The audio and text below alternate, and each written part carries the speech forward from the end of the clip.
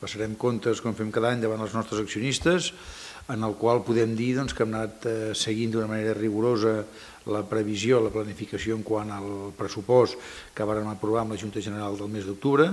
És cert que hi ha hagut rescissions, hi ha hagut noves contractacions, hi ha hagut també alguna venda, augment d'ingressos previstos en temes comercials,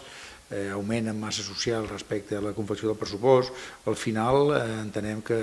el compliment del pressupost serà molt fiable respecte al que varen presentar a la Junta General d'Accionistes.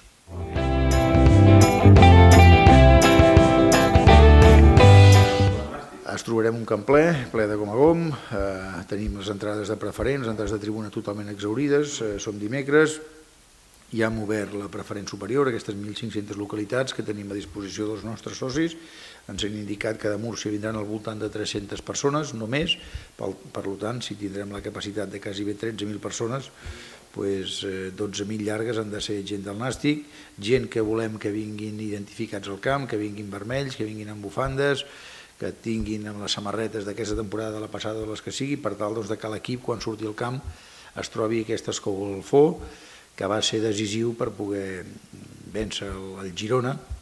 aquesta animació constant, el fet de poder donar al Tom un resultat que es va ser molt negatiu. Volem i estem convençuts que ens trobarem el mateix. I la gent se trobarà un Nàstic que del minut 1 sortirà a guanyar el partit, a demostrar davant a l'UCAM que ens hi juguem molt, que som millors que l'UCAM i que no ens val res més que sigui la victòria. I estic plenament segur que sortirem el dissabte del nou estadi contents i havent dit, per fi s'ha acabat aquesta temporada de tant de patiment.